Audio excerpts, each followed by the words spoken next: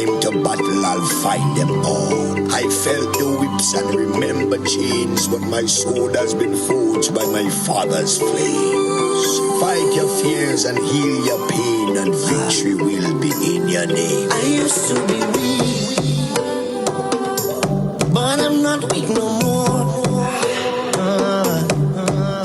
I found the strength of my ancestors deep down in my African core.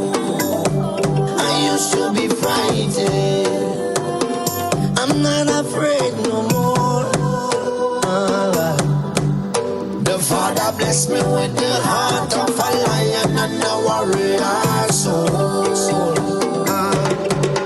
So no weapon that form against I shall not prevail. And no man that rise against I, that war they shall never win. 'Cause I will conquer, oh I will conquer, yes I will conquer them.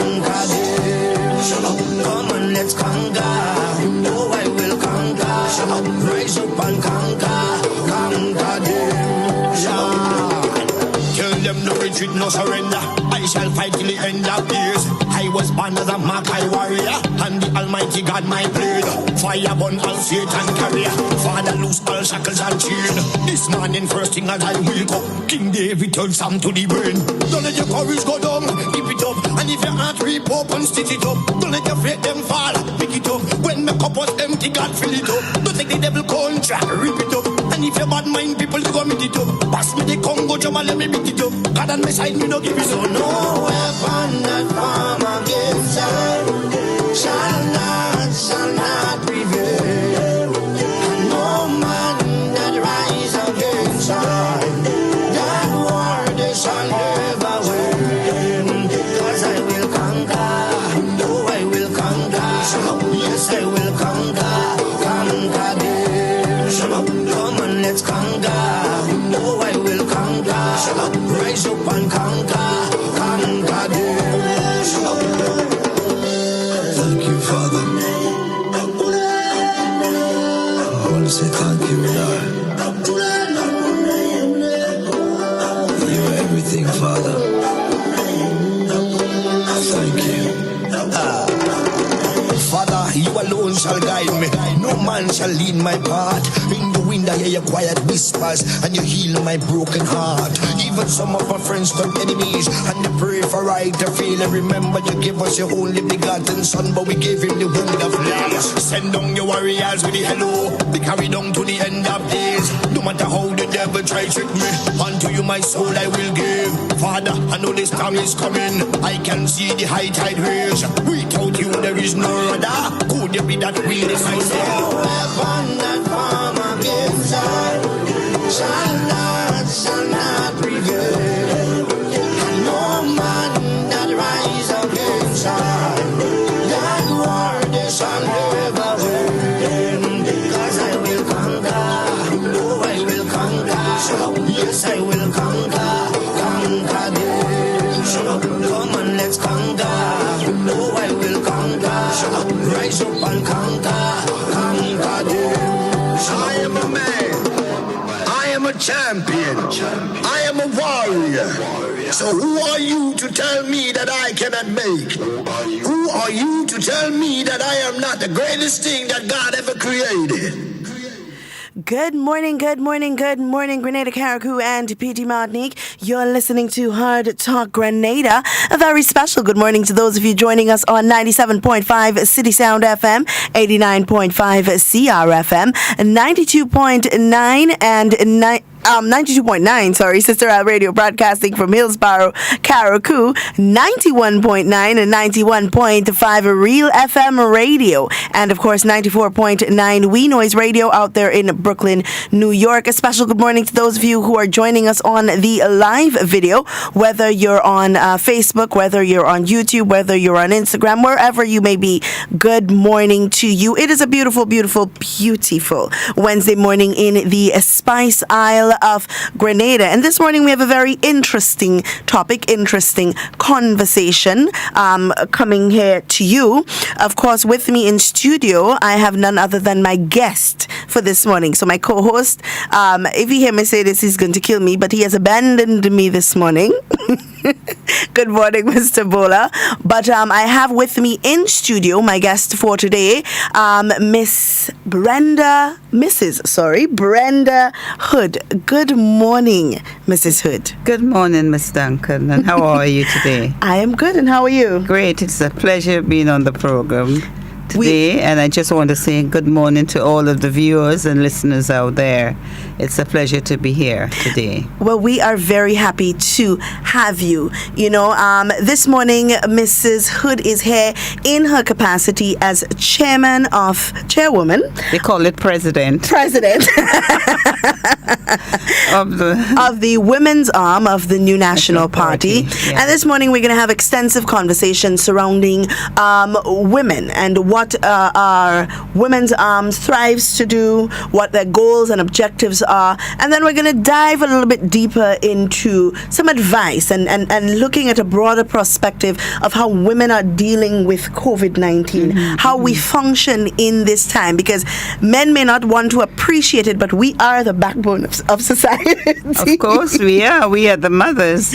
We are the backbone of society. So we want to take some time to do that. Of course, we're going to open the lines sometime later on so that you can get to call in. You can post your questions online as well, or you can send them via WhatsApp, and we will go ahead and read them, or whatever it is that you want us to do. Share a motivational quote with the listening public if you want us to. You can share your story with us. Let us know how you as a woman has been coping during these COVIDious times, you know.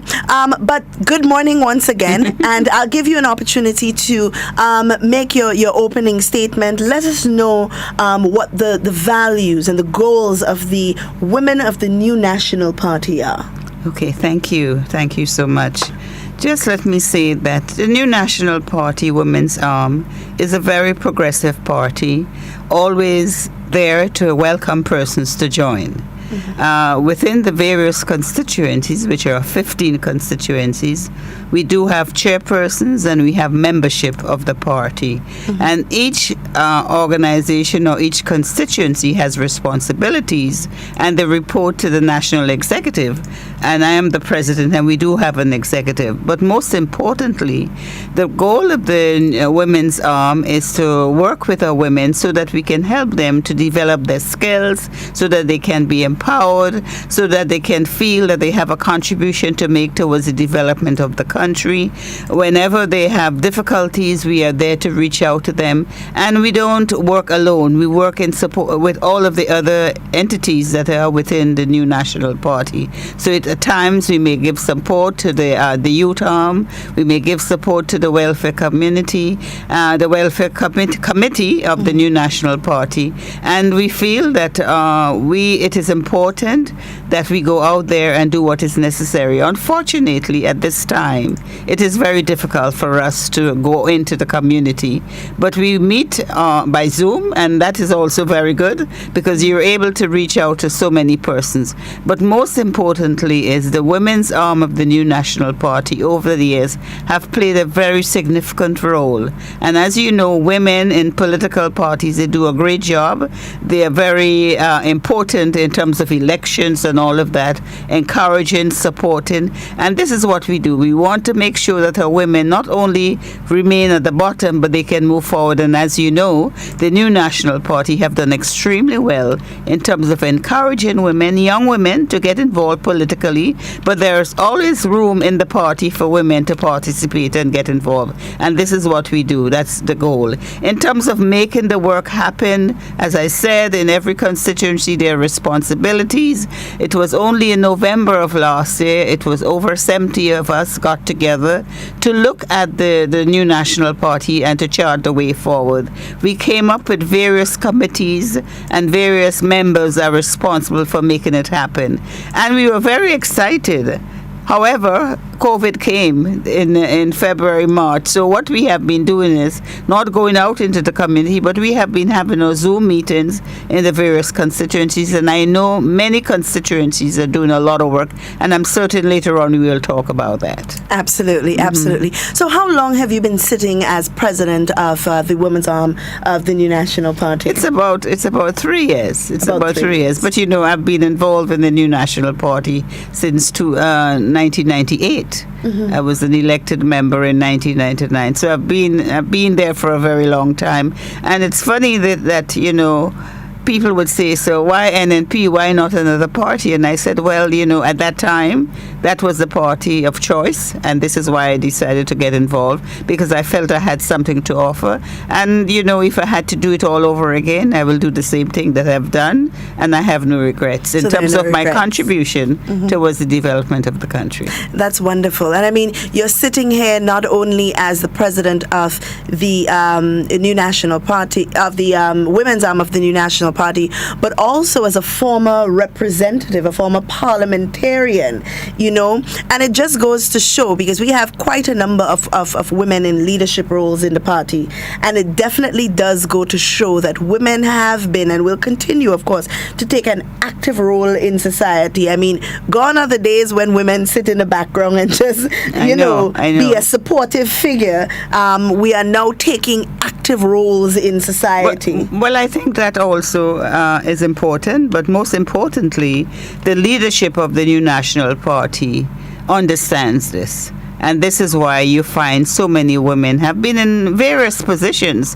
It's not like many years ago in politics, you have a woman in a party and they behind the scenes, you don't even know what they're doing. Women can do. At one time, I was Minister of Communications and Works. I don't know if people are aware. For just about a year and a half, I was in tourism, and then I went there when they switched in terms of the cabinet shuffle.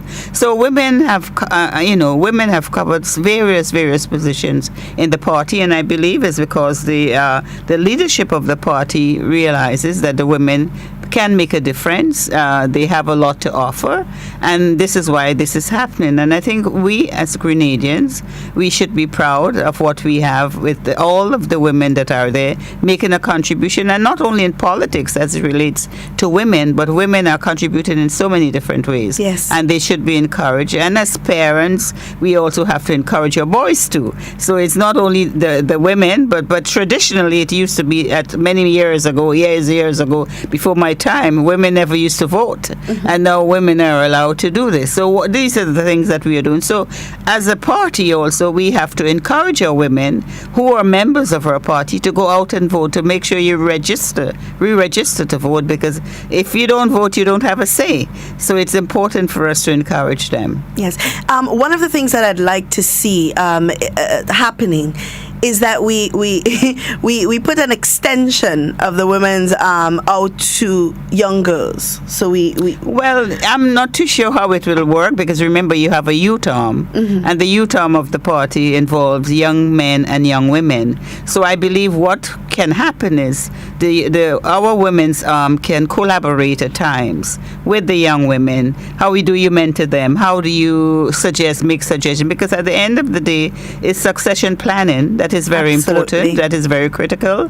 And how do you work with the young women to say to them, hey, there are opportunities out there. These are the things that you have to do. Yes. And to guide them, because you find a lot of the times our young women's and young men, I must say, sometimes they follow the wrong path and they end up on the wrong side of the road, which doesn't lead them to success. And this is why it's so important. But I must commend this government for all that they have done over the years, in particular in the area of education for our young people. Yes. The numbers of scholarships that young people have received.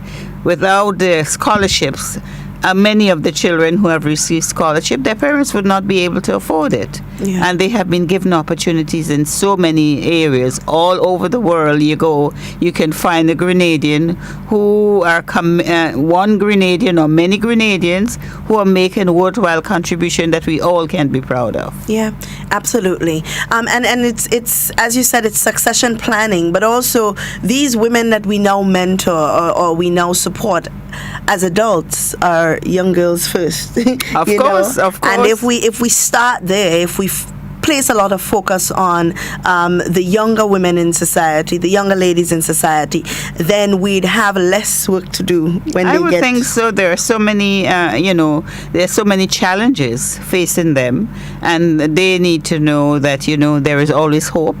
Once you believe in yourself, once you focus, because all is not lost. I mean, in life, you will have disappointments, you will have setbacks, but the most important thing is focusing, having a goal, knowing what you want to accomplish, and having opportunities. Absolutely. Because no longer because I am poor, because my parents never went to secondary school or they don't live in a certain area, I cannot do well. You can become whoever you would like to become once you focus and you're because discipline is key in terms of getting ahead in life. Yeah. If you're not disciplined, you don't get ahead in life. Absolutely, absolutely.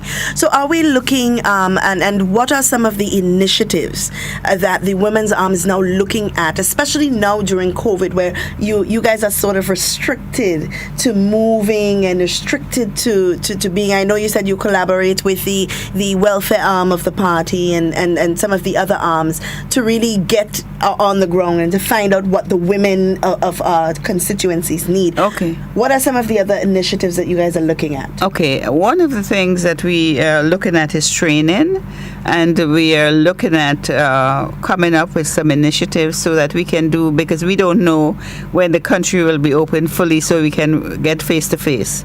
So we will be offering some initiatives, training by Zoom for various persons. Okay. You know that the Ministry of Agriculture have a backyard gardening program, and that is in terms of persons who can grow these things to grow for their food, basically, to cut down on costs.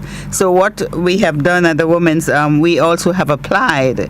We don't know how many persons will benefit, but I understand that the Ministry of Agriculture, they are reaching out to quite a lot of persons, not only women, but we have sent in about 50 names from various areas, including 2 men who have said they are interested.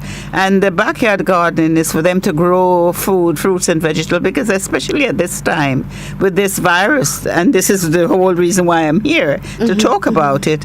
It is a virus that is very invisible. We don't know what it looks like, so you cannot walk down the street and say that this person has it. So if they can grow the fruits and listen to the Ministry of Health, grow fruits, they can share with their friends, they can share with their neighbors. That's the whole idea. So you have a group of women, we are encouraging them to do this. We are also speaking with the various constituencies. A lot of it is through the telephone, through the Zoom, so that we can give them ideas and suggestions. Just before we went to the shutdown, we were looking at small businesses for persons. I am of the opinion, and I am aware that a few women did start up some small businesses as a result of that. So this is the sort of things we want to do. We want women to understand, to be able to look after themselves, not only to depend on others for support, but what can we do? So, and I quite agree with you, if we can instill this in the younger ones, they know that, hey, I'm going out there to look after myself.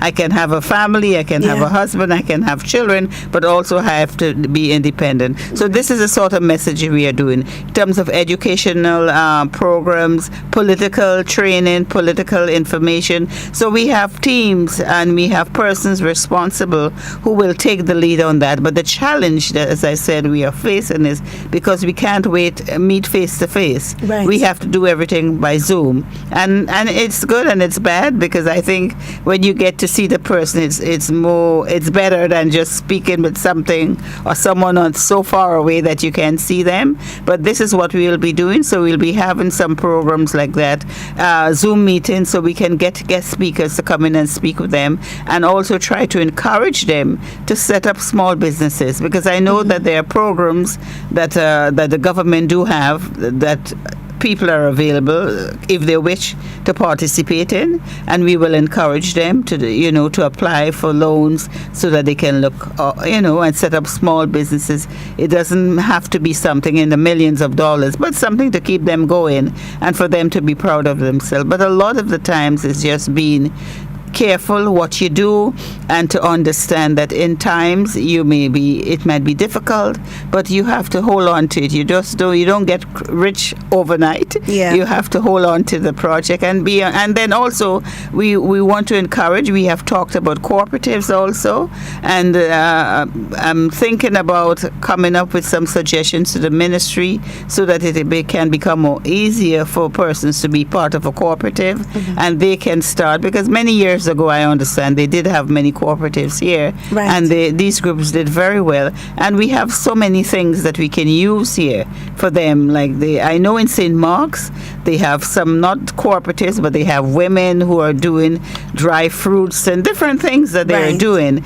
and they're small. For instance, in the tourism industry, it is low now, but there are small things that they can do in their communities. So when the industry picks up, they can start creating employment for themselves. It's not always working for someone, but what can I do for myself? For myself. Yeah. Absolutely. I definitely do agree and support that. And of course, the issue of cooperatives, I think more public education needs to happen as it relates to cooperatives, especially for women getting into cooperatives. What can we do as a group? You see, sometimes you see a group of women sitting together by the side of the road, very good friends, they're talking, they're engaging and so on, and they all have the same complaint: how do I make money? How do I support myself and my family? There is a ministry of cooperatives here, and I think what needs to be done, we will engage them. We started, as I said, before the COVID. We had, I think, 2 or 3 groups that wanted to start the cooperative. Some of them have done it, but it is not as it should have been because of COVID. But we will have these persons in the various ministries to come out and speak with them, even though we have to do it by Zoom. Yes. Because I know that there are many persons out there who wants to get involved. And this is for everyone out there who feel that they have an interest getting involved. You don't have to belong to an organization, but you may have a group of persons who have an interest. Absolutely. So how can you get together and try to see how you can benefit? Because it takes a while. You don't get the results the next day. Absolutely. It takes a while. You may not make a profit a year from now, but eventually, if you hold on to it, because over the years, I know that there have been many, many groups here in Grenada who have done extremely well. Yes. And we know, and as I mentioned, the small business loans, because traditionally, over the years, when women borrow, they pay back their loans, Yes. Traditionally. This is what the study says. So I think these are some of the things that we want to do. And the other thing is craft. There is a lot of craft that we are bringing into the country. We need to work with our women to see how they can. We have started, but we need to do more of that.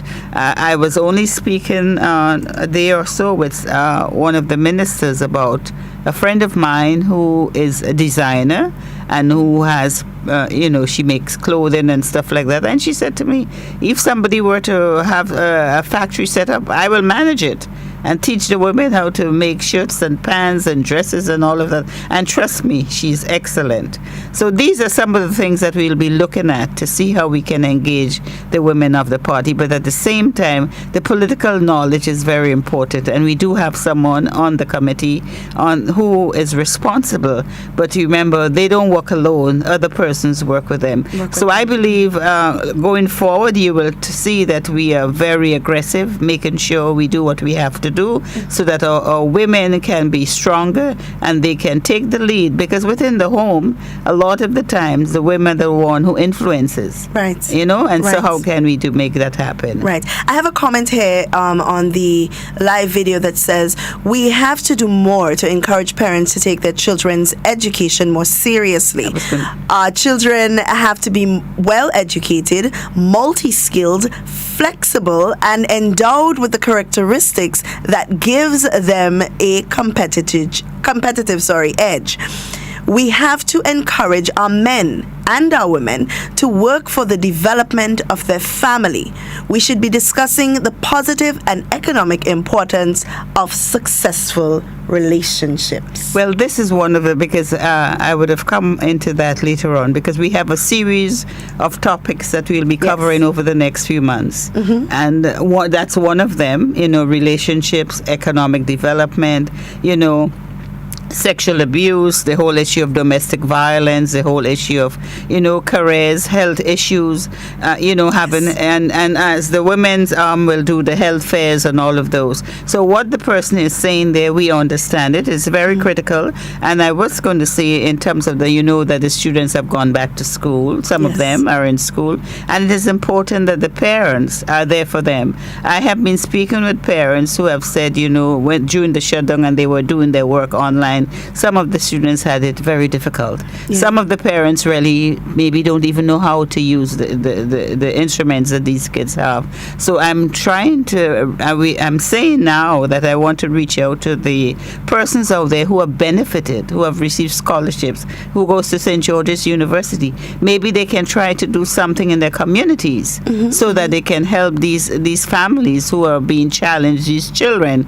Because remember, many of the parents never had that opportunity before in terms of using tablets and stuff like that. So it might be difficult for them. But I'm saying that the young women and men who are out there who knows how to do it, maybe I'm appealing to them, and this is something we will be talking about at the women's how we can engage, and through the youth what can they do to really engage. I know the social distancing and all of that is key, but if you're in a bubble, if you know the people that you're dealing with, it may not be difficult. But a lot of the times they need help because, as a child growing up many years ago, after school, the teachers were there to assist.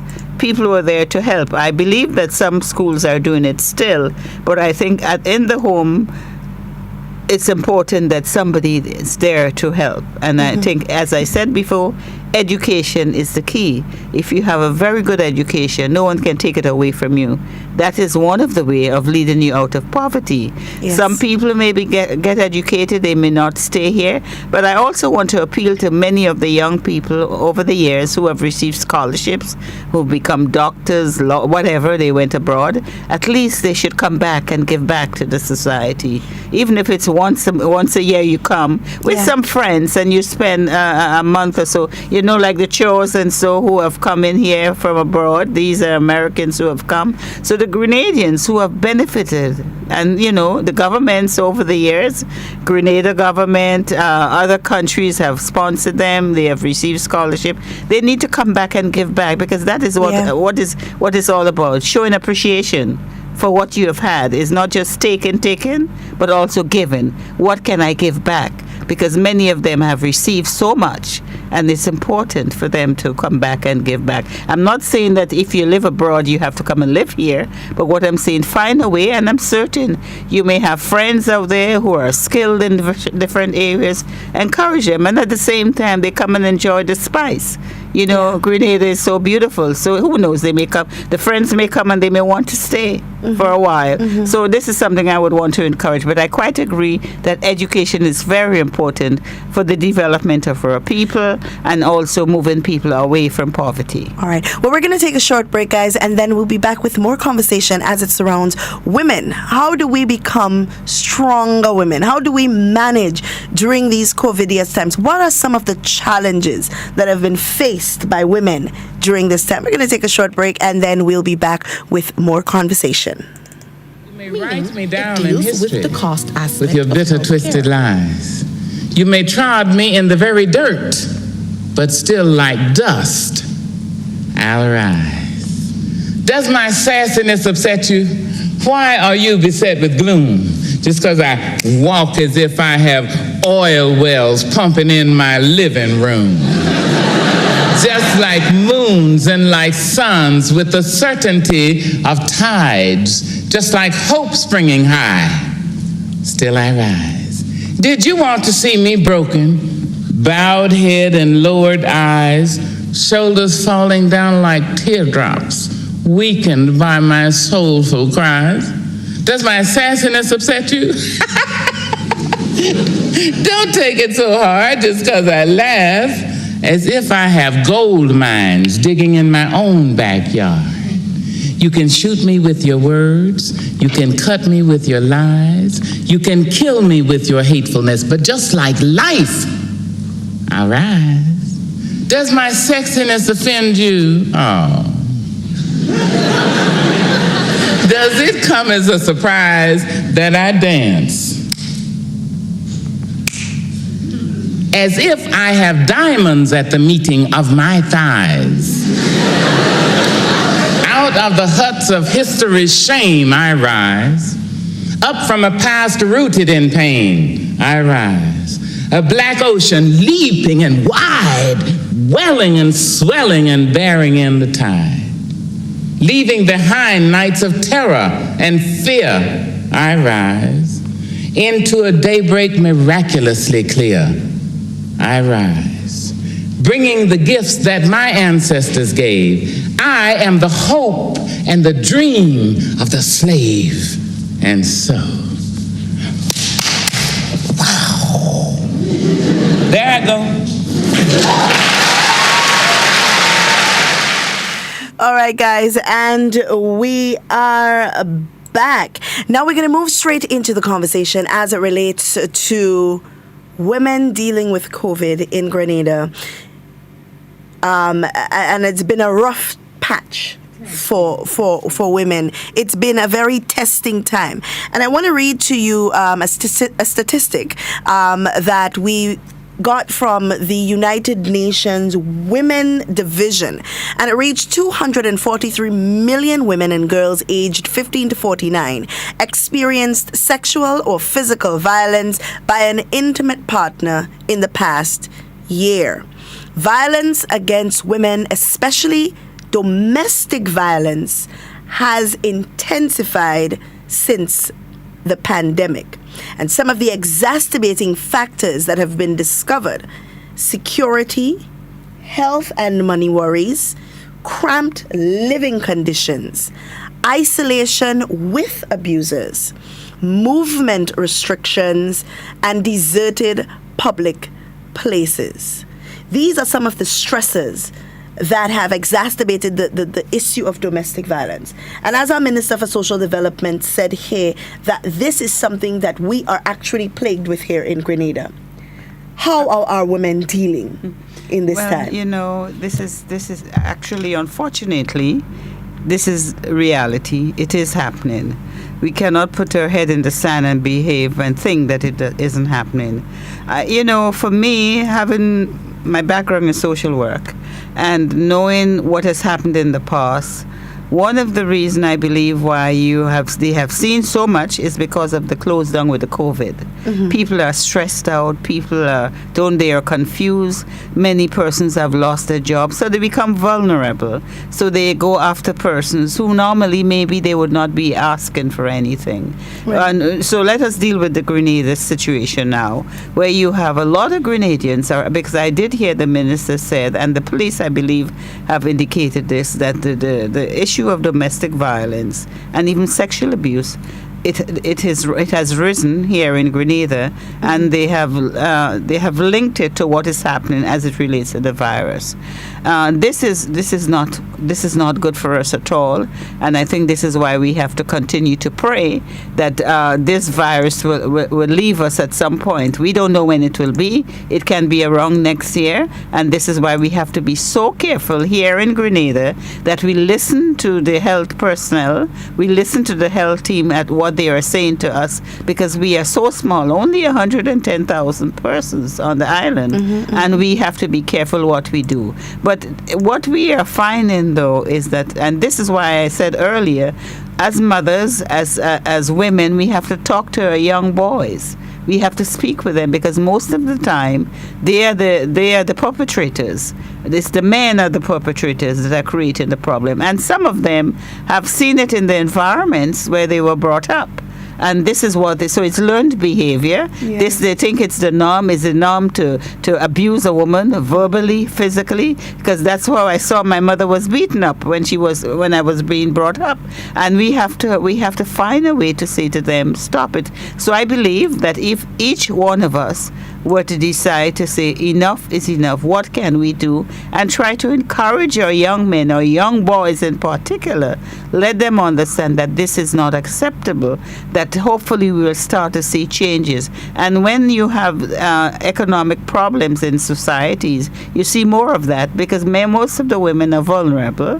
they're unemployed, they have to look after their families, and therefore sometimes they keep on going after the men, and the men that they go after are the men that are going to abuse them, and they become very vulnerable. So I know that we have laws to protect women, but at the same time, not every woman reports what is happening to them. We have seen over the years how so many women have lost their lives here in Grenada and the rest of the world. And the whole domestic violence is not unique to Grenada. It happens all over the world. And we have to start a movement to say this is not acceptable. But we have to start in our homes. We have to speak to our children, our girls or boys, to understand that this is not acceptable. And I believe, and also we cannot forget that we have to focus also on the Almighty, We have to be able to deal with that. Our children, encourage them to have faith in the Almighty, As a child growing up, you went to church every Sunday. Sometimes you go to 5 churches in one Sunday because you do Sunday school, you do all of those things. But these days, children do whatever they want to do, and I think parents have to take back that responsibility and act as adult. They leave it up to their children and say, okay, you can do what you have to do. But they are children, so you have to encourage them. So I believe if we can continue to do this will happen, but more opportunities are needed for the vulnerable, for the women, as we said. What can they do to be self-sufficient, to look after themselves? The backyard gardening, if I grow cabbage, carrots, whatever, can I share with 5 other women so we can be able to look after food for ourselves, and we don't have to beg anyone for that. So the devotions and discipline is very important too. For as women, you have to be disciplined. So you set aside a time. I got a WhatsApp from a friend this morning, and she said how she dealt with the COVID period is she set aside a time for devotion. So every day or every evening, whenever, she has a devotion. Then she play games on her phone or wherever, and then she would pick up the phone and speak with friends. Because what you find is, especially somebody that is abused, you may find when you think you're alone, you're not alone. There are other persons who are experiencing the similar things that you're experiencing, and then you try to build up a network of friends that you can deal with it. But once you have a system, a policy directive that is enforced, then at least you can handle it. But I strongly believe that you have to have faith. You have to believe in yourself. You have to see that you are better than what people say you are. The whole low self-esteem also create a lot of this. And this is something that we should not, encourage. But I'm saying if we can work with families from a very, very early age, and to say to our young men that this is not acceptable, because a lot of the times, the young men that are doing, they have sisters, they have brothers, but they are still abusing. And when you speak with them one-on-one, they said, well, this is what I know. So there is the need for the counseling. And I know that the ministry have been talking about it in other organizations. And churches do have counselors, because the counseling is also important. Because you will find that, oh, Lord, I'm not alone. There's so many other persons that are going through this. And there's a lot of information out there than in the past. Before, it was a hush-hush. People never used to talk about it, but now they are talking about it. So what you have to do, the first time it happens to you, don't take it and cry, but you take it and you go and report it to the authorities and move from there. Now, so we're looking at empowering women economically, financially, so that they feel empowered enough to not have to deal with some of these things dependencies, that put them in these positions that they're really not supposed to be in, But how would you, or what would you recommend? Because I love the idea of 5 women coming together, doing the backyard gardening and all of that. No, not only does that take away from them their financial stresses, but what it also does for them is it gives them time to socialize.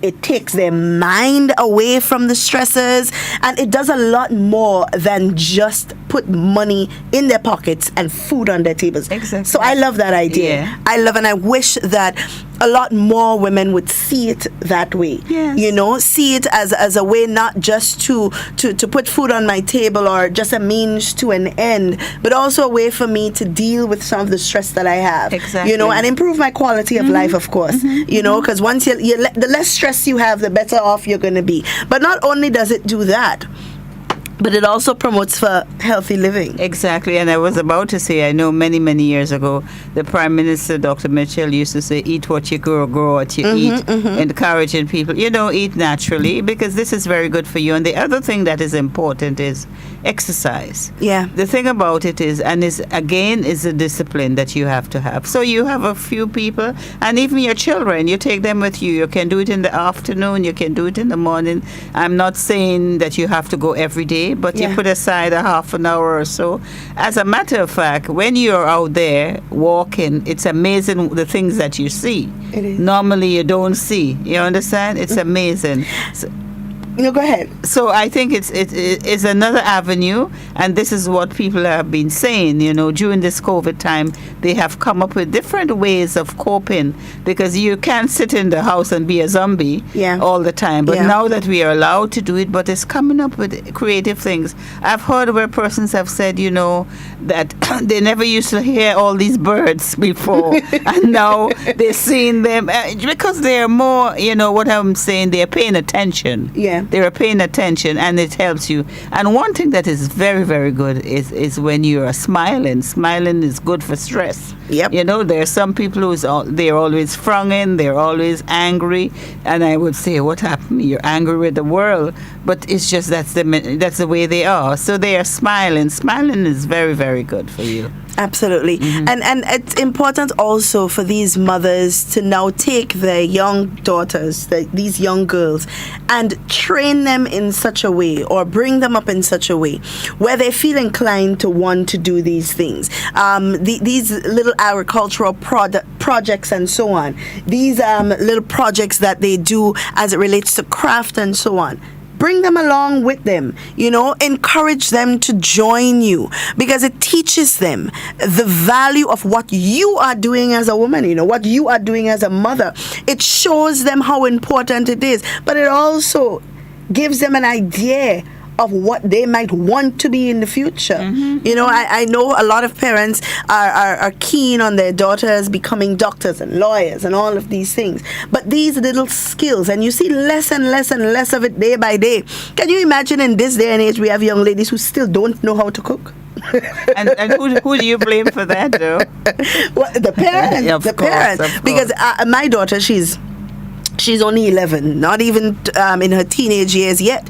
But I make it my duty to ensure that even if it's just the small things to start, that she gets involved in, making pasta for lunch, seasoning chicken, seasoning fish, getting involved in what I'm doing, stirring the pot while I'm cooking, these things. Well, one friend said to me, a few friends said to me during the lockdown, during the COVID time, this is what they did. They encouraged their children. They were all cooking together. Yes. So they were making brownies, they were doing food, whatever food they needed to cook. So each person had a responsibility. And it's amazing the things that the children have learned just from the COVID period, because can you imagine you're sitting there doing nothing? Yeah. So the thing about it is to let your children feel that they're part of it, whether it's cleaning the house, whatever you have to do, that parents doesn't have to think that they have to do everything for their children. Yeah. They have to encourage them, get them involved, and this will take away some of the stress from you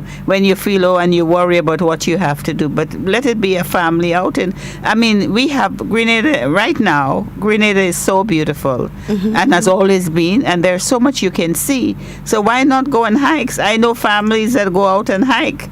They take food in a basket, and every month they go at a different location. So the kids learn Grenada. So you're a tourist in your own destination. Absolutely. What's wrong with that? Absolutely. So. And I know people are probably wondering, well, why are we straying away from women and speaking but this about involves girls? women. Exactly, because guess what? These young ladies in society, they are the ones that are going to grow up to be the women that we talk about tomorrow. You know, so it's better if we nip it in the bud, take care of it from a very early age, so that we don't have to be doing so much work when they're at this stage, you know. So it's important. And somebody in the chat says that community parenting is also something that's very important. This is like what we talked about. For instance, you have children in the community who need some support. Get together. The thing about it is, these are things that we did many years ago, you know, but it has gone by the wayside, because I think we are becoming like North Americans, and in terms of that. So we have to go back to our culture. Yes. What we are accustomed to do, that, and these are positive things that we did in the past that kept communities together. So community parenting is great. Yes. How can we, you know, on a Sunday, the family comes together. You can decide, okay, well, for this month we're going to provide lunch to this person in this house, and it's because that person, maybe an older person, don't have the wherewithal. And if you're cooking a meal, you always have extra, so you can, you know, share. And it's always, they say, the more you give is the more you get. So these are some of the things that I believe we need to do, so that we can feel that we are making a contribution towards the development of our country. Absolutely. And what I'd love to see, and I've always said this, and time will come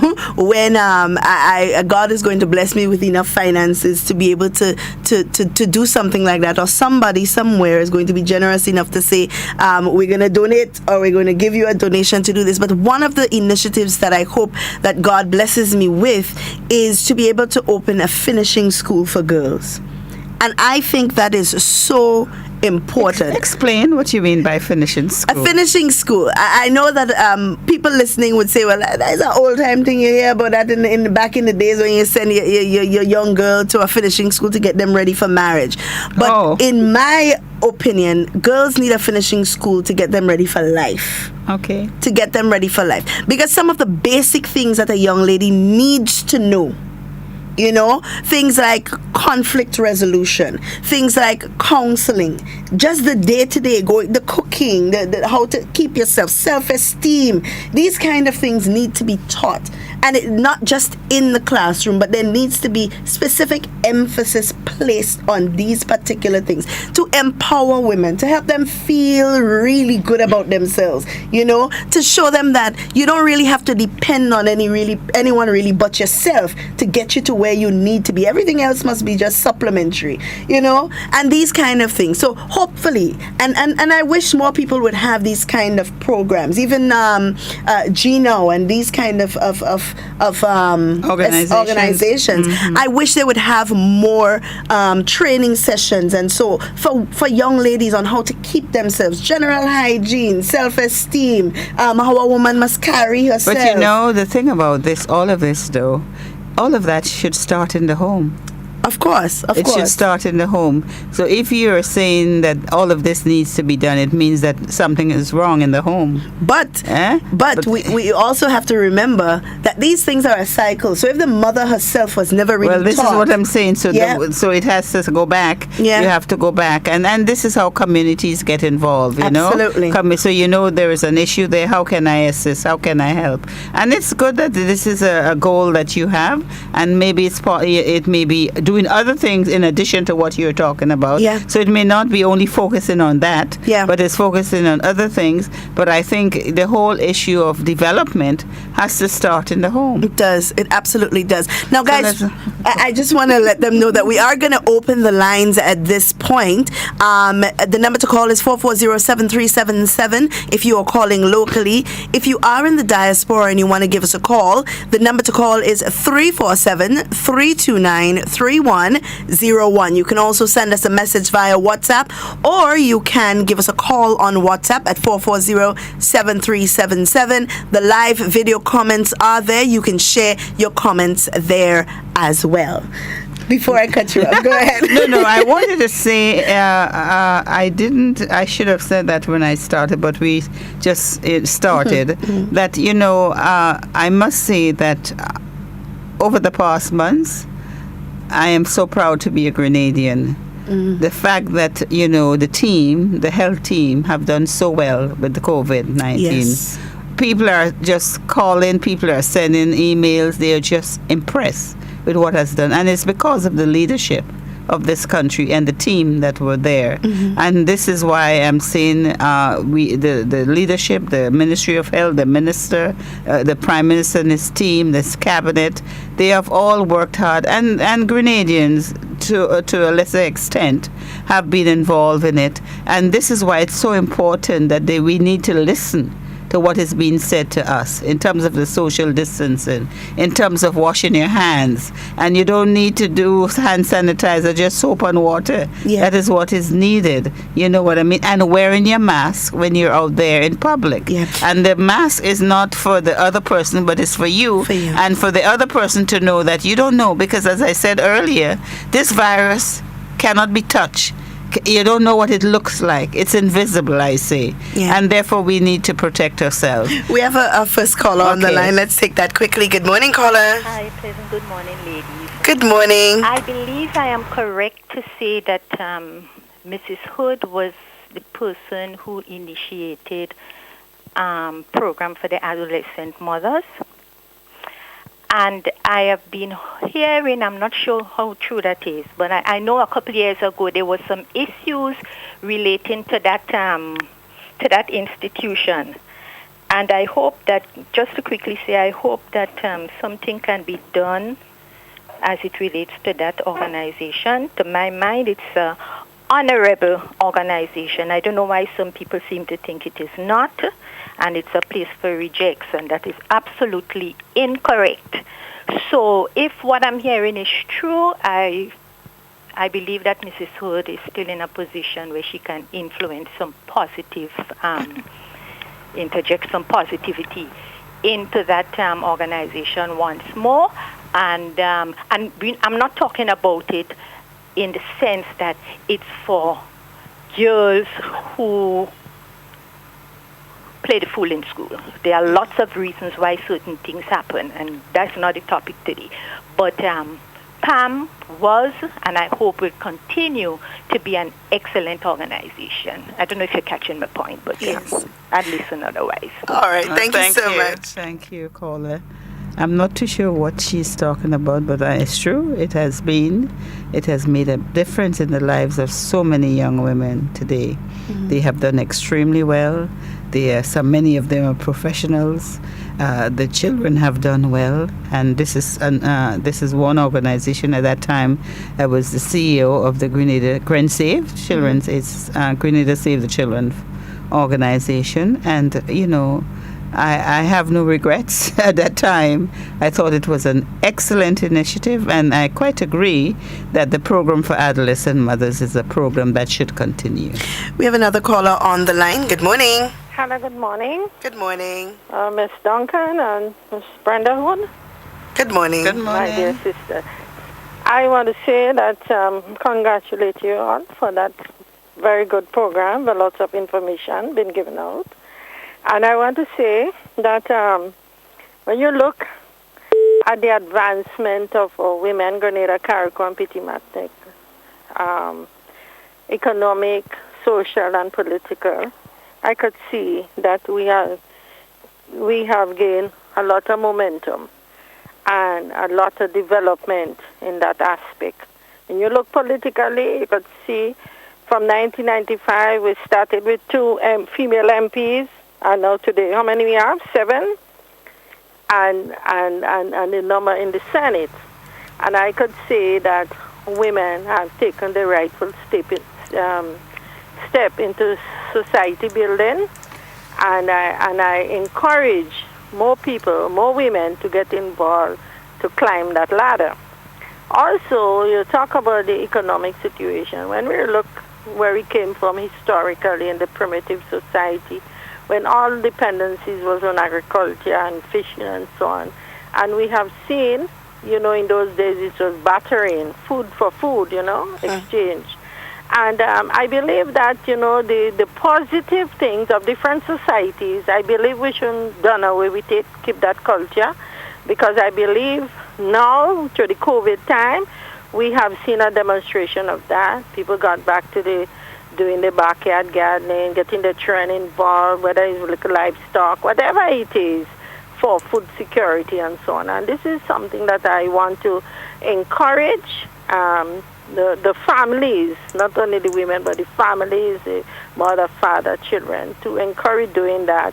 Find time and do something, plant something, sow some seeds. And I know that the government is doing all in its power to give that assistance. And also socially, we have seen the work that we have done in promoting, that social, that fabric, in terms of our families. And I want to say that I condemn all acts of abuse, domestic violence, and so on. I see the pain of some women with the children who've been hurt by the men, and I say it's going down, but still the sympathy and the support that we have to give to these women with this violence and so on. And I believe we should do all and continue doing all we can to eradicate that type of exploitation. And finally, I just want to say that going forward, I believe that as a women organization, I must say hats off to you.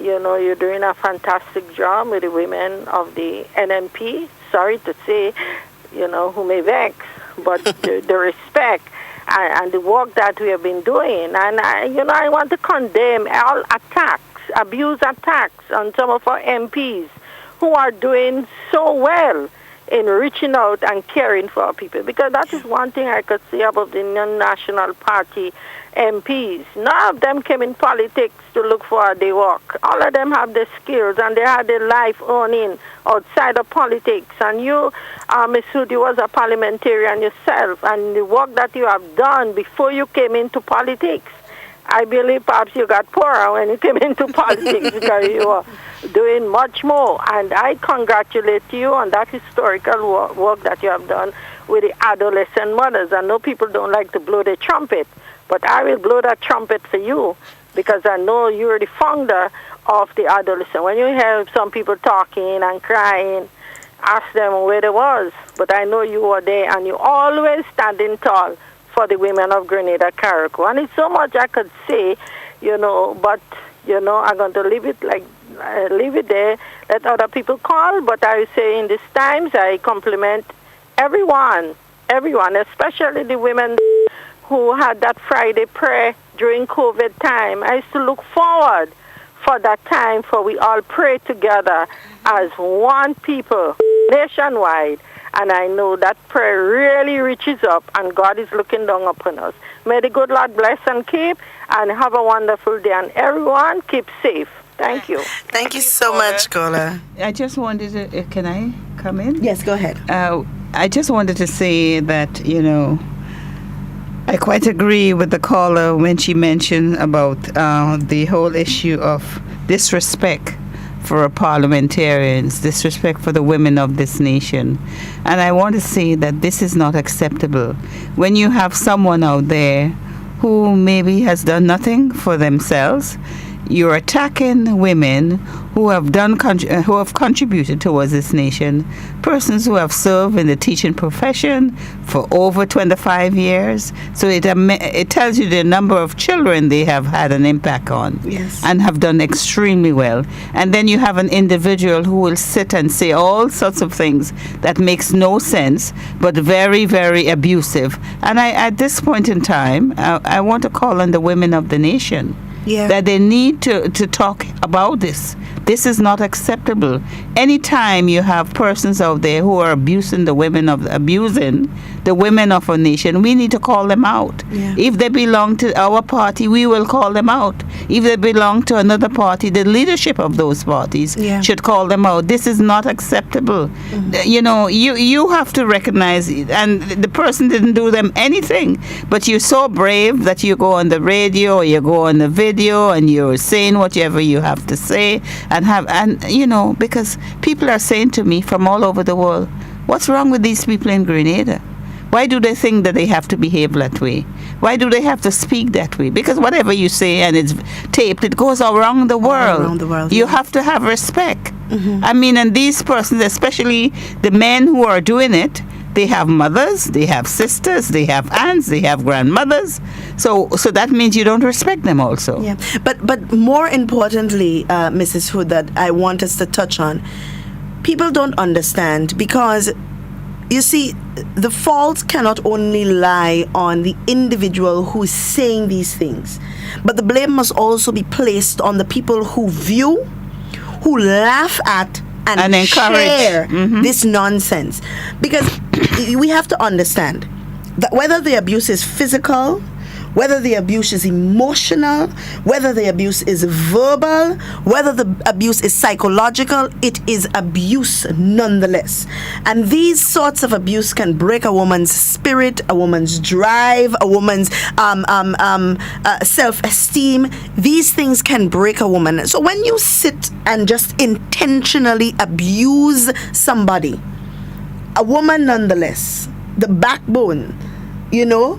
Well, I think maybe there should be a penalty for this. There should be, I agree. You know, there should be a penalty for this, and maybe this is something that needs the caucus or so should need to take up. Yes. What can we do to deal with this? There should be a penalty. I mean, you need legislation, but you can't be going around, you know. I agree. There are strong women who this just go over. They don't pay attention to this. But there are other persons who, you know, they go into a shell and it creates problems. So I would want this I want us to stop.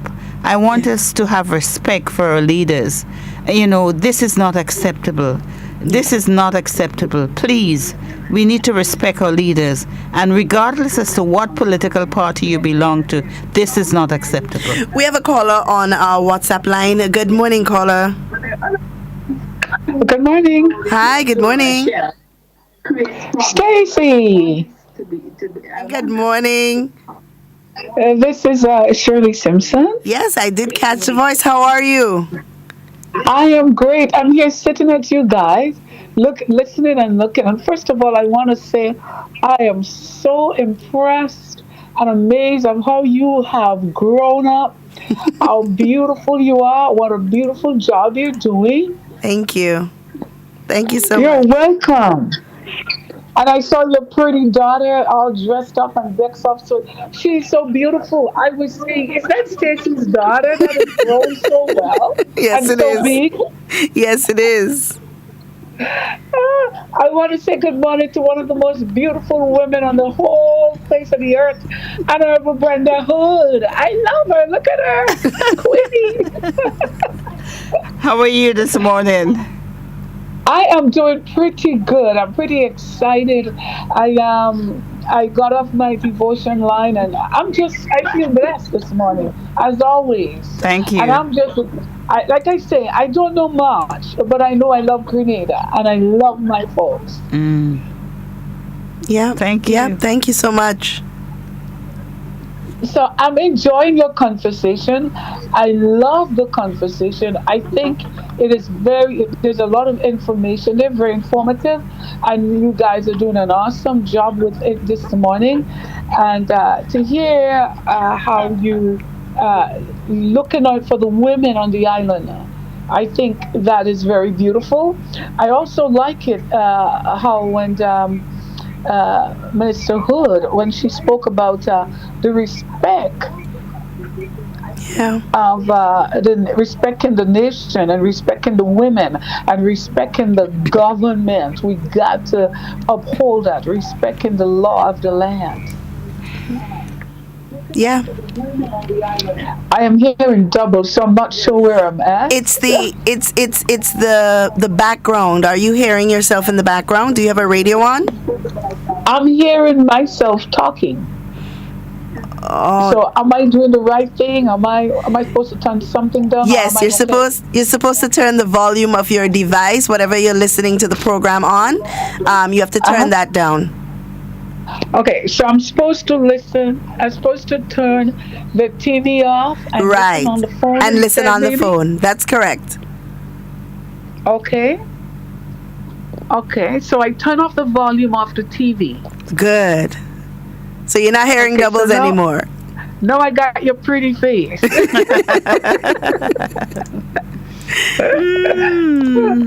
So I want to ask Minister Hood this morning. I know it may kind of stray from the conversation a little bit, but I think it's quite relevant. Every time I see her, she looks younger and younger and stronger and stronger. I want to know the secret. Tell us, ladies, the secret. The secret is exercising every day, at least 5 days a week, and and eating the right things. Oh Lord, I just came from McDonald's. My devotion was so excited. I was so ecstatic that when I got off devotion, I went to McDonald's to buy breakfast. And I purposely said to my son, I said, Daniel, I'm so happy, and I want you to come and drive mommy right now to McDonald's for some junk breakfast. Okay. I was talking about the initiative that we're doing for Grenada, that we spoke to Minister Hood about. Yes. And this morning, an apostle called in from the U.S., and he was ministering to us on the devotion. And everything he was saying was so accurate. And I'm saying, how could this man have known those things? And I know it, of course, it's the Lord revealed it to him. So tomorrow I'm heading to the lawyer to get the notary letter notarized, so that we're opening up an account there at one of the credit union in Grenada there for parents and persons who may run out of groceries or school books for their children or clothes for their children, that they don't have to suffer. Because you know what, Stacey and Minister Hood, the government could never take care of every single person on the island, and it's important that people knows that.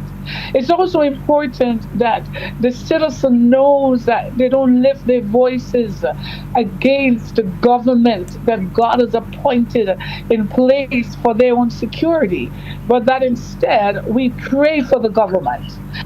So what we are doing in our prayer devotion line, the Lord has inspired me to do, is that we open up this account. So funds, it is being funded. People are putting into it.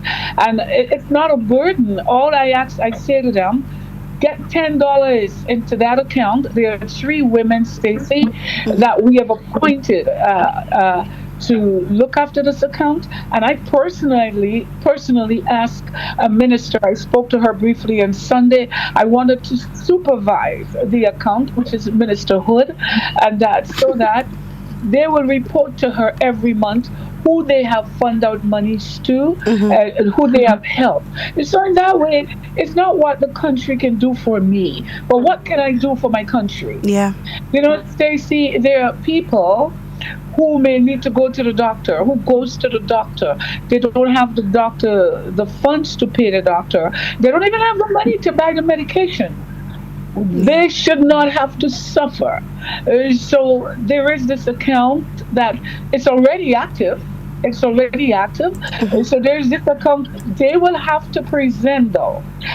Forgive me for saying that, because we do know there's some people who like to let Satan use them to scheme.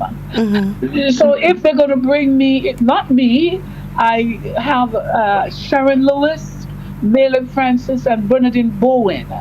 These 3 women are the ones people are going to go to. And these 3 women are going to report to Senator Hood, Minister Hood, all of their doings. So they're going to give an account to her.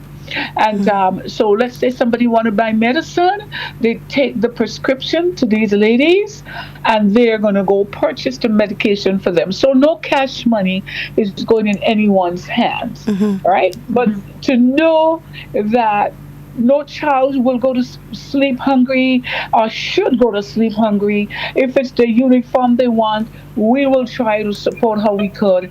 So I have put this in place. And I think you're doing an awesome program there this morning. So I just thought I'd sneak this piece in. Thank you so much. So we know what's going on. And keep up the good work. All right, we will. Thank you so much for your call. Thank you. You're welcome. Thank you. All right.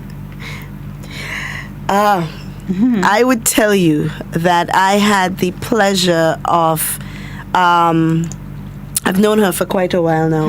I've had the pleasure of singing with her as well. She is a phenomenal woman. In Grenville, she came and she had a concert in Grenville on the court. Yep. And I had the pleasure of seeing a phenomenal woman, and she has done a lot and continues to do a lot for Grenada out of the diaspora. She's in Canada. She's in Canada. Yes, she is a very lovely, lovely, lovely woman. And of course, we pray that God continues to bless her. Of course, and this is a great initiative. Yes. Actually, it was only 2 nights ago she called to tell me about this initiative, and I thought it was an excellent idea because, as she said, government cannot do it alone, and individual need to give, to do something about it. So I believe it will work, and there are persons out there who need the support, and as much as we can help, we should help. Yes, and I really hope that we look at these initiatives, the people on the receiving end, and the people who are looking on as well, look at these initiatives not as a hand out, but actually a hand up. Absolutely. We have another caller on the line. Good morning. Good morning, Duncan. Good morning, Miss Susan. Hi, good morning. Good morning. How everything? Good morning. Yeah, Miss Susan, Miss Duncan. There's a true saying. Behind every strong and successful man, there's a strong and successful woman. Because, you see, the women is the backbone. Them are the one that will really be home to take care of the children when the husband gone to work. I want to say is NMP party is the party that empower women, that change the scope, that where women should stay home and take care of the children. Empower women in the leadership role. Empower them also to open their own business. I want to say congratulations to the NMP party for changing the scope of the task of the women in society. Because some women always thought that they are the ones to stay home and to take care of the home. There are some men that they may come in an abuse home. And what they see going on in the home, they want to practice it to the wife or to the girlfriend. But I want to say to the men, if you love your mother and you love your sisters, I don't want nobody to hurt them. You should not hurt either your wife, you should not hurt your girlfriend, because they have a mother, they have sisters, they have brothers. So you have to love your brothers and sisters. Love them. And when you love them, you return back love to you, because you can't hate something to love you. So I have to say to the men who abuse the wife and the girlfriend, stop it. Okay, it is not good. All right, so Ms. Duncan, this is Brenda Wood. You all have a wonderful day. God bless you all. Thank you so much, caller. Somebody on the WhatsApp says they want to know who is the individual that we were just giving accolades to. Her name is Shirley Simpson. Shirley Simpson. Pastor Shirley. And she lives in Canada. She lives in Canada. Yeah. A Grenadian in Canada. Yeah. She is a cultural ambassador as well. Yeah. Does a lot for the people of Grenada. So we're going to take this call, and after this call, we're going to take a short break. And then, of course, we'll come back with maybe take a few more calls, and then we'll be closing off at that time. Hello, good morning. Good morning, my beautiful sister Duncan. Good morning, Miss Jacob. How are you?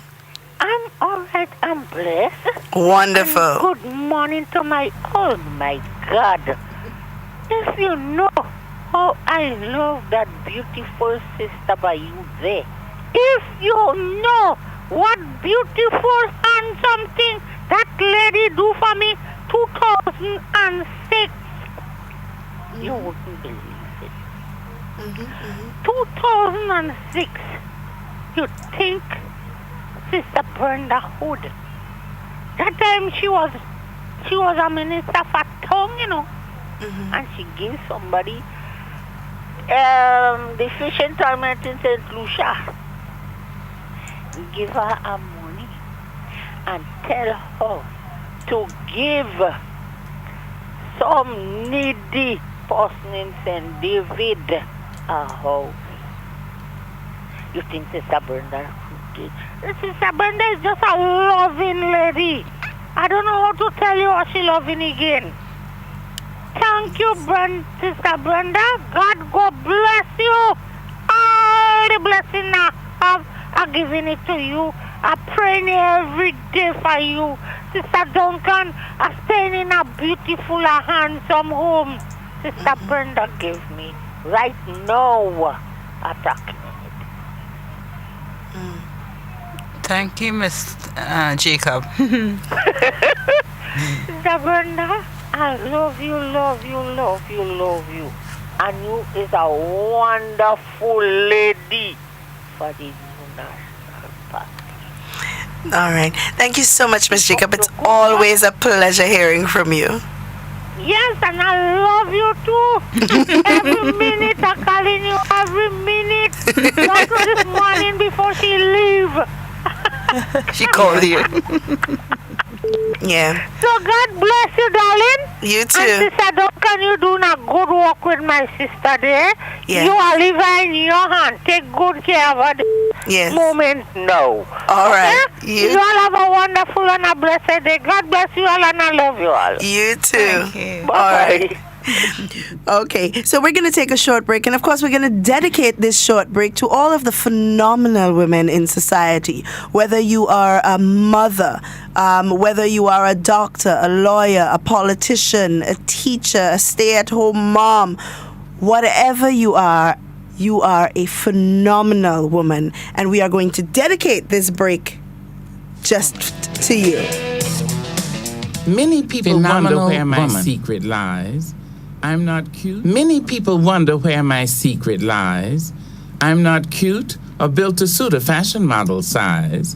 When I start to tell them, they think I'm telling lies. I say, it's in the reach of my arms, the span of my hips, the stride of my step, the curl of my lips. I'm a woman, phenomenally.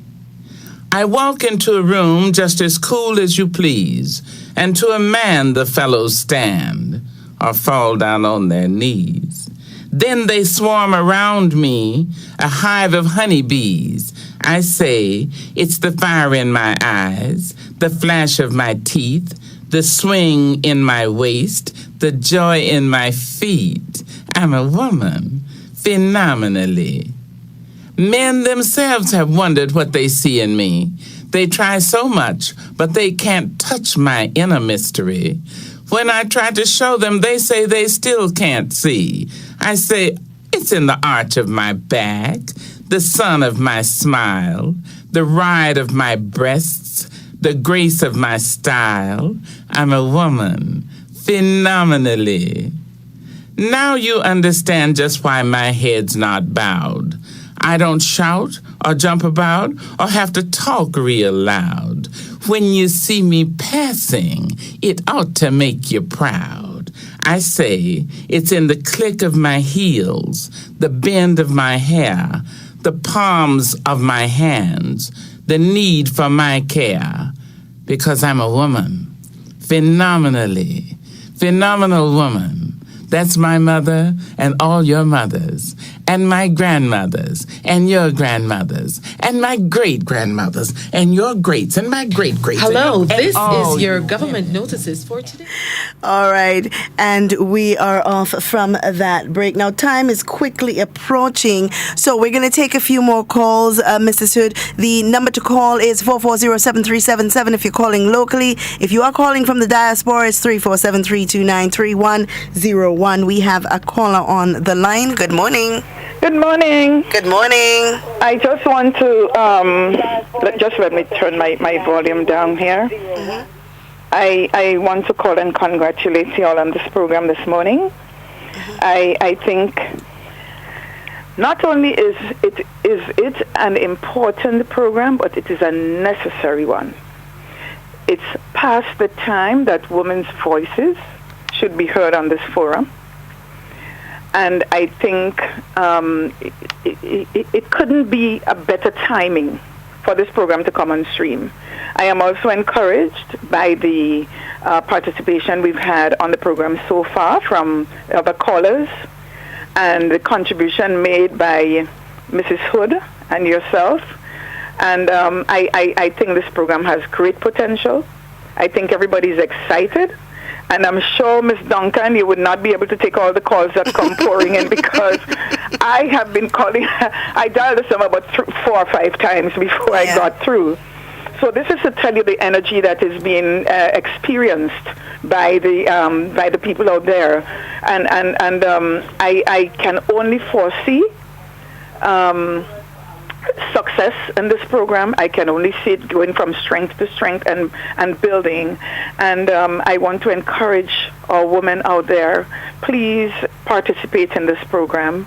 Please contribute, and we're going to, I'm sure Mrs. Hood will find a way so that voices can be heard and so that we can address the concerns of our women on this platform. Once more, I want to congratulate you both, and we look forward to greater things happening on that program. Thank you so much.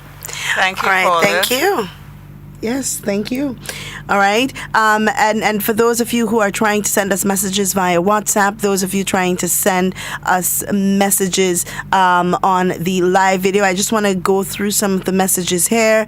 Someone is saying we need more committees within the community to help shape the community, as we preserve our rich cultural heritage. Someone is saying here, I am giving them the benefit of the doubt that they do not know that the world is looking on. When I look at things posted and the comments that are being made, that is something that we have to be very, very careful, very careful with. You know, it is not just us. It's everybody all over the world. Someone is saying here, no one is perfect, and so everyone has their part to play in the training up of our nation's children, which includes the church. That is true. Everyone definitely does have their part and their role to play in the grand scheme of things. That's why he's saying it takes the community to build. It definitely takes the community.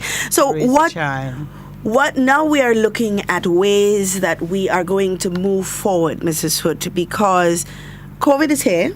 COVID has made its mark all over the world, definitely made its mark here in Grenada. We have found many ways in which we can cope for the time being. But I'll continue that comment after I want to give the callers sufficient time to make their points. Good morning, caller. Good morning, and I'd like to say good morning to yourself as well as Honorable Hood. I still call her Minister Hood because of the role she plays. She have never, even before she was a minister, she was playing that role. But I would just like to congratulate this program, congratulate the move of Hard Talk having a program where they invite all the women of Grenada, Carriacou, and PT Martinique and the wider world to extend their voices on topics and on things that will empower women. I love it. I think what I'm hearing, I hope other women feel empowered to be able to come out and be a part of this segment of the Hard Talk program where you have this empowering of women. Yes, there's a lot that is going on the abusive side for women, and there's a lot of positive as well, that is taking place for women outside. And I wish to say that and hope that all those who are listening, not only the women, because I'm a man, and at the end of the day, I'm calling because I think, it's a good program, that segment, empowering women. It's a very good segment in this Hard Talk program where you have women could be empowered, women have a voice that they could come out and say what they need to say, when they need to say it, and be respected. Yes, we have a lot of people who think that they have to disrespect the women outside here. Another thing, again, that I would like to touch on as I'm on the phone in the program is that many people believe that the most effective abuse you could do to someone is physically. But statistics would show one of the worst abuse is the verbal abuse that affects one mentally, that don't go away. So not always the physical scar that one could see. You might say, well, okay, this will hurt more. But the ones are the wounds that you cannot see, that is inflicted through words as the Word of God says, and as a man of God, I could say it, as the Word of God says, life and death is in the power of the tongue. Yep. Right? And we have to be very careful with what we see. We have seen a lot of verbal abuse going outside here, and as I said, statistics would show it is one of the worst abuse one could inflict on anyone and any other. Yeah. Right? And this go not only for the women, but for human beings on a whole. You see a lot of verbal abuse going out to leaders. You see a lot of verbal abuse going out to mothers. You see a lot of verbal abuse going out to fathers. Yeah. That verbal abuse is very, very dangerous. So I'm glad that you have a program where persons could now give nice words and in the defense of the verbal abuse that we are seeing in our society today. Mm-hmm. You know, I wouldn't take much because I think others would want to call. Again, I would just end by complimenting this program that empower women and give all women of Grenada, Carriacou, and Petit Martinique, not the green women, not the yellow women, not the pink women, not the white women, but all women. Yeah. I applaud it. Yeah. Thank you so much. Thank you. Thank you. And you know, Mrs. Hood, the caller is absolutely right. Physical abuse can hurt the body, but verbal abuse affects the mind and it breaks the spirit. It is really the worst form of abuse. Mm-hmm. You know, so we really do have to be mindful of these things, and we have to look at these things whenever it is that we were in, and it's not just for women, for men People too. In general, yeah. People in general. Mm-hmm. We have another caller on the line. Good morning. Good morning, Ms. Duncan. Good morning, Minister Hood. How are you doing? Good morning. How are you? I am good. Yeah, I just like to congratulate you all on such a wonderful program. And Minister Hood has been very informative. There's a lot going on. But I just want to say that, you know, abuse is not against women alone, because the verbal abuse that our dear Prime Minister has to endure on a daily basis, it makes me sick. So I would like to say, you know, to all the people out there that are, you know, going through some form of abuse, women as well as men, to, you know, do something. Reach out to someone. There are people that you can reach out to. And Minister Hood, you have done quite a lot for women, and you have done quite a lot for young ladies. You have done quite a lot for this country. And we would like to congratulate and thank you for your contribution that you continue to make for the benefit of our people.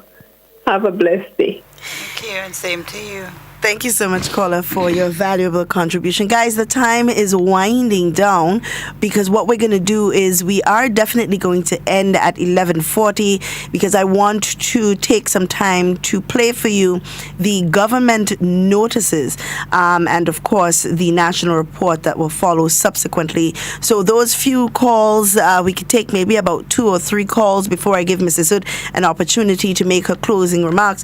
But before she does that, I want us to just focus quickly on now that COVID has left its mark, we are looking at a new normal. A new normal for our children, a new normal for families, a new normal for society. What advice would you give to women in general, coming from the women's arm of the new National Party?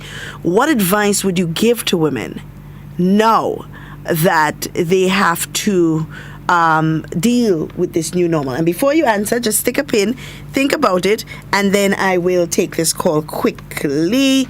Good morning, caller. Yes, good morning. Hi, good morning. What, Mr. Bola there? No, Mr. Bola is not here this morning. We have another guest on the line. All right, then, well, take care then. All right, you too. I call specifically for Mr. Bola. What advice, Mrs. Hood, coming from the women's arm of the new National Party, would you give women in dealing, women, young girls, in dealing in these new normal? Well, first of all, I would like to say to our women that all is not lost. In Grenada, we have been through a lot of difficulties. This is one is out of this world. No one was prepared. We don't have any answers for it. We don't know what to expect. But I believe what we have to be is to be hopeful, and we have faith that things will get better. We are fortunate here in Grenada that we didn't lose one life, and I think that is very positive. I believe if we follow the protocols that are given to us on a daily basis, if we show love to each other, if we show love to our families, if we tell our friends and relatives that we care about each other, if we smile the way we should, because it takes away a lot of stress, and also start thinking about what can I do to improve myself, because you also have to look after yourself. Look at what you eat, exercise on a daily basis, and give thanks and praise to the Almighty, because He's the one that is in charge. I believe that the way forward will be a good one. Absolutely, absolutely.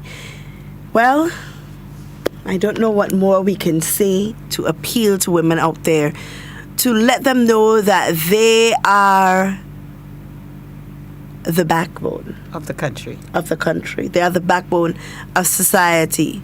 Women run things, you know, and I wish more women will understand that and would appreciate that and would take up that role, you know. Well, I'm hoping that with this program, we can start highlighting different aspects of issues so that women can have a better understanding and that they don't feel alone and there is hope. And then as you see things happening in society where businesses are opening up, little small businesses, women are doing things, then you highlight what is happening in the various communities, because there are lots of things that will be happening and are happening right now. And women are doing it, but there are also men who are supporting them. So I think is what you have to do is to show it to the communities, let them know these are the things that are taking place and that all is not lost. It's not the end of the world. We are going to bounce back. We don't know when, but I believe if we have faith in ourselves and we believe what we are doing, we will see there will be light at the end of the tunnel and all is not lost. And make sure you support your families, your children, your close families, you know, friends and families, and just be hopeful, you know, and forget the negative, because negative thoughts is what keeps you down. If you're the type of person that is all that you said, you have a video that is negative, you send it. I get somebody send me a video that is negative, I just delete. I don't forward it to anyone, because to me, I feel that what you need to do, whatever you send to someone, is to help them, is to uplift them. But if you're doing things that are bringing down people, it makes no sense. So it has to be a positive. And if you're that type of person that what you want, even the friends you select should be positive people that you feel good about them, because sometimes they say, show me your friends and I'll tell you who you are. That sometimes bring you down. So it's very important that you do the right thing and you be positive and keep faith, you know. All is not lost. It's not the end of the world. We are fortunate here in Grenada that we haven't lost one life, but I believe that we have to continue to follow the health professionals, listen to them, and do what it is right. And hopefully around the world we can listen to what is taking place. We have relatives. Many Grenadians have lost lives. I lost a nephew in the COVID in London. I mean, that was hard. But the fact is that we in Grenada, so far, we have done extremely well, and we have to continue following the guidelines that are given to us on a daily basis. Absolutely. And just for the purpose of the public, we hope to have a program similar to this every other Wednesday, as long as the situation permits. Because you never know, something may happen and you have to change the program. But we are planning for twice a month. We'll have a program like this. Yeah, because so it is important, and spread the word for women out there to have a source, an outlet. Mm-hmm. Where they can, speak. Even if you want to send us a message privately to let us know, something is going on. And do you, as the woman's arm, who would someone reach out to? A woman in a constituency or so on? Who would they reach out to? Well, there are two options. They can reach out to the chairperson of the constituency. Mm-hmm. They can reach out to me, or they can send the information to the secretariat. They can, okay. Yeah, they can do that. And also we would want women, they can send us topics that they would like us to cover. If there are specific issues, topics that they think is relevant, we may not do all at once, but at least we have a set of topics that we can follow. It may mean bringing in a guest speaker at some time, to deal with it. But just let us know, because this is for all of us as women, Yeah. So we want to help the women of our nation so that they can grow from strength to strength, and for them to feel that they are part of it. So it's not just one group of persons, but all of us working together. And we also depend on the men out there. They may have some suggestions, positive suggestions. This is what you need to hear. This is all about positive reinforcement. Absolutely. So, guys, I just want to leave with you quickly a motivational quote for the day. I do this ever so often. And this one is for our women out there. And it reads, you may encounter many defeats, but you must not be defeated. In fact, it may be necessary to encounter the defeats so you can know who you are, what you can rise from, and how you can still come out of it. And this is from the lovely Maya Angelou. Guys, it's always a pleasure being here with you. I'm sorry that we have to go, but as we say here every single day, in whatever you say and whatever you do, be safe, be secure. We always want to be talking with you. We don't ever want to be talking about you. Please enjoy the remainder of your day. And of course, stay tuned for the government notices and the national report. Please enjoy the remainder of your day. For today, in whatever Wednesday, you say September and whatever 16, you do, 2020, be safe, I am Abigail be secure. McIntyre. The Ministry of Health says it is deeply concerned about the growing trend of some business establishments and individuals to stage unsanctioned social public activities in direct contradiction with the safety rules and guidelines to protect against COVID-19.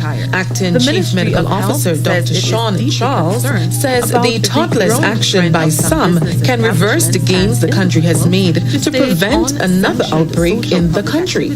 Dr. Charles says these deliberate acts put the public at risk in the event that there is a positive case present in these activities. The CMO explained that they are calling on these businesses and individuals to be more responsible and to assist the Ministry of Health, the government of Grenada, and the people of this country by avoiding the conditions that will allow for the spread of COVID-19 on our shores. Payment of the Support for Education Empowerment and Development Program, also known as SEED, will continue in various communities this month.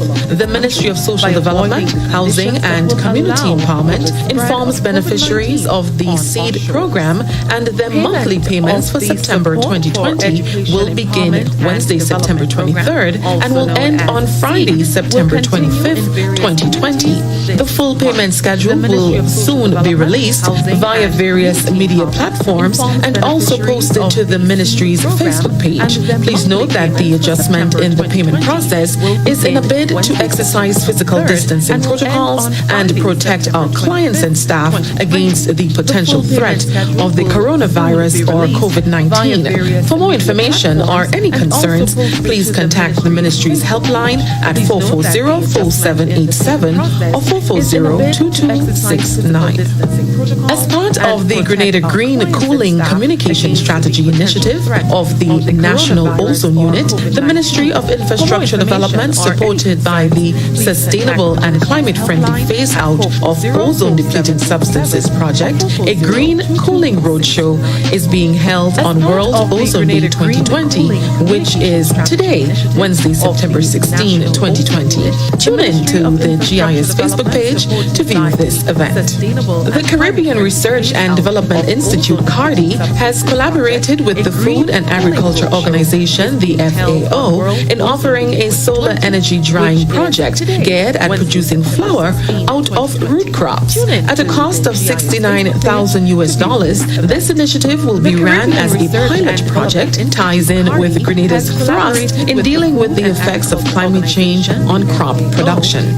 The idea behind this project is to use solar energy in the processing of foods, with the hope that it can be adapted on a wide scale, thus reducing the impacts of climate change. The solar dryers can be used for all root crops, but will specifically focus on sweet potato flour for this project. Due to the challenges COVID-19 presented for food security in the country, there has been an increased interest for sweet potato planting materials. The initiative was launched virtually 2 weeks ago, and what follows next is the setting up of systems to get the project off the ground. The plan is to have 2 solar dryers housed with 2 root crop farming groups on the island. Work will begin in October and will run until December. Greater focus is being placed on increasing agricultural outputs at both the commercial and household levels in Grenada.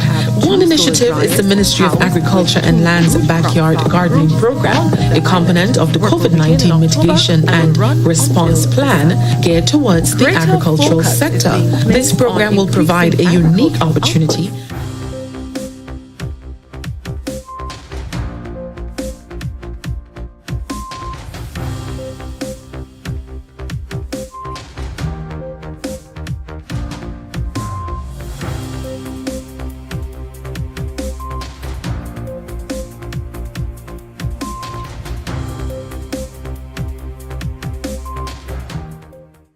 government to re-evaluate 2020 COVID-19 protocols.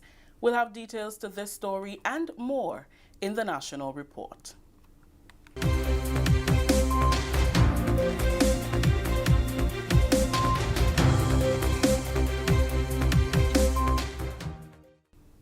With the details to the news for Tuesday, September 15th, 2020, I am Rikisha St. Louis.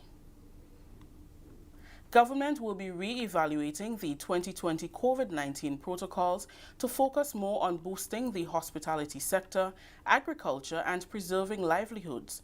Health Minister Honorable Nicholas Steele on Tuesday made the announcement during the government's post-cabinet media brief.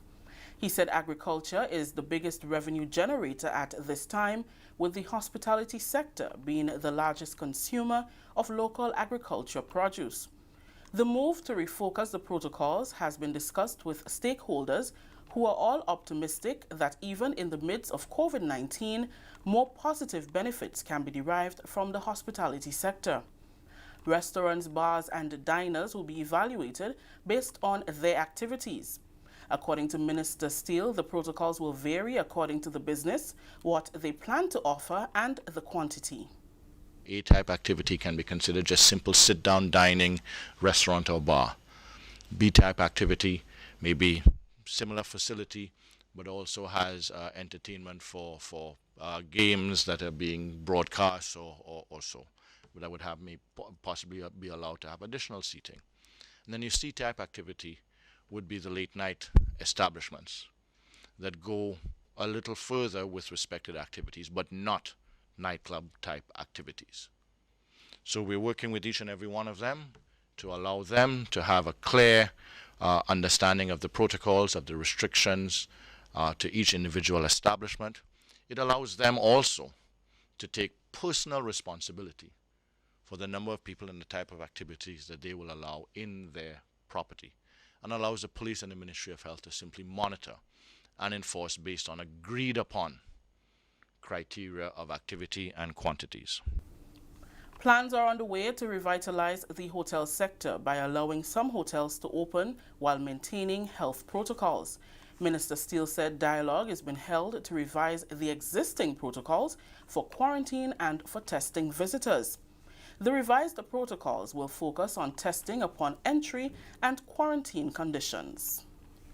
We are looking at new protocols with respect to quarantine and testing before arrival, and with the objective being to allow as best as possible some more of our hotels to open while maintaining the same guiding fundamental principles, ensuring the safety of the lives of our citizens while maintaining as best as possible the livelihoods of our citizens. So we are working with those individuals, and we'll be making an announcement later on this week with respect to the revised protocols for entry and the revised protocols for quarantine. That would make it more seamless and would allow some establishments to open, as well as those Grenadians who are still looking forward to visit or return. That it is more inviting, but still for those of us who are here, will continue to feel comfortable that we remain safe. Prime Minister Dr. The Right Honorable Keith Mitchell on Sunday announced changes to the cabinet, which he deemed essential towards the realization of efficiency as a government. GIS spoke to Ministers Peter David, Yolande Bain-Hosford and Kate Lewis to get their feedback on the decision and hear firsthand some of their plans under their new portfolios. Effective October 1st, Minister Peter David will be the new Minister for Agriculture, Forestry, Lands and Labour. He is optimistic that his contributions will continue to promote economic growth. It's all about the development of the country. So despite the fact that I was in foreign affairs, I was working to enhance the domestic conditions of our people. Now I have an opportunity that I welcome to engage with agriculture, to engage with our farmers, to engage with all of the person in the sector, the young people involved, the old people involved, the older people involved in the sector. I am welcoming the opportunity to do that. The future of agriculture and the future of this country needs to it depends on us finding a way between agriculture and all of these sectors. Minister David highlighted the issue of food security as an area of priority. Food security in a general sense, I agree that we have to focus a lot on that and find ways. I think, you know, we may talk about the young people, to find ways to attract young people into the sector, to make it more technological, make it more attractive to young people. So yes, in a general sense, without any specifics and without me being oriented, I think those are things that we have to look at. But as I said, we can't do everything. Looking ahead, Minister Yolande Bain-Hosford is excited about serving in the Ministry of Sports, Culture and the Arts, Cooperatives and Fisheries. She also welcomed the idea of having a legal mind in agriculture. I am looking forward to my new portfolio. I am going to give it my best shot. I know those are, as I said before, high impact areas, and I have to give it my best shot in terms of, I've been thinking about it, and ideas have started to flow already. A lot has been done in agriculture, and there's a lot more to be done in agriculture. The Prime Minister said that we need to move around to get a feel and a taste of what exists, because we do not know down the line what is based on the whole projection of the cabinet and the sort of nation building approach that we are taking. Changes are good. I welcome the new minister to agriculture. I think he will do well here, because I've been saying for a while that we need the expertise of a legal mind. Agriculture does not, people on the outside may not see what agriculture is all about, but from time to time, agriculture and lands, from time to time we have to use the services of legal affairs. Youth Development Minister Honorable looking forward to gain experience and guidance from Prime Minister Dr. The Right Honorable Keith Mitchell. She intends to improve on existing youth programs. I believe the recent cabinet reshuffle by our Prime Minister was a very strategic one, and especially moving the youth development directly under his ministry.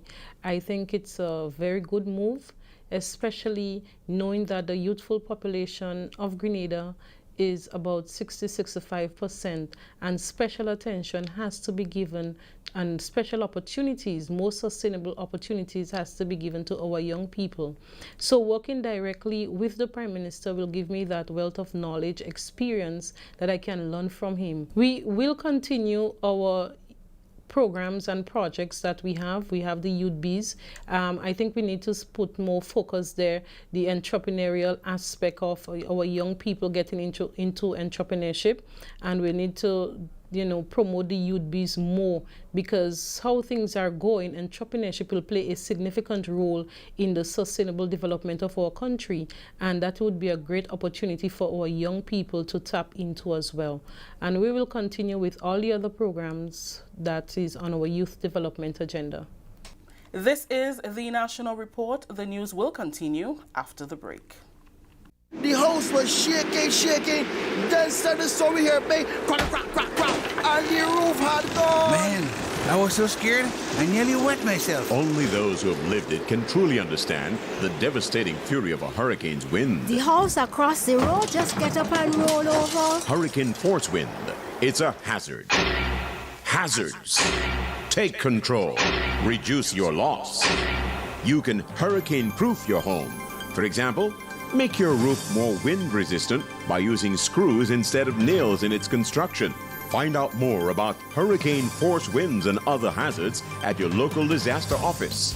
A message from the National Disaster Management Agency and SEDERA. Welcome back.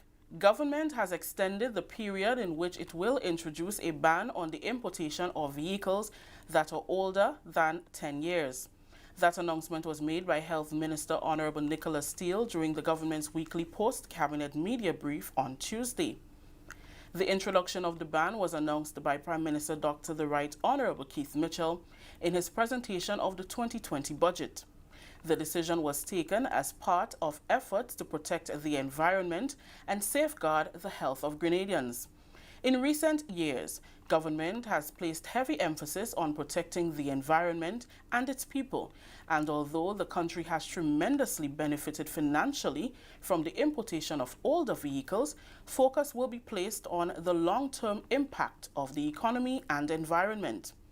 The ban was due to take effect in July. However, due to setbacks as a result of COVID-19, the new date is December 31st, 2020. We have extended that period, and that date will be now 31st of December. As of 31st of December. This was given consideration based on the fact that we've been going through a COVID period, based on the fact that this has posed many logistical challenges to individuals. So the effective date for the ban on vehicles over 10 years will be 31st of December 2020. Government will soon pass legislation to encourage individuals to purchase electric and hybrid vehicles. From September 30th, the country will implement 50% duty and tax concession on the importation of these vehicles. In essence, what was agreed is that electric and hybrid vehicles will receive a 50% concession on all the import duties and taxes for them based on their CIF. This is expected to take effect from the end of this month. That story just ended the National Report for Tuesday, September 15th. Let's recap the top story. Government to re-evaluate 2020 COVID-19 protocols. On behalf of the entire news and production team here at the Government Information Service, I am Rakisha St. Louis saying thank you for joining us. Until next time.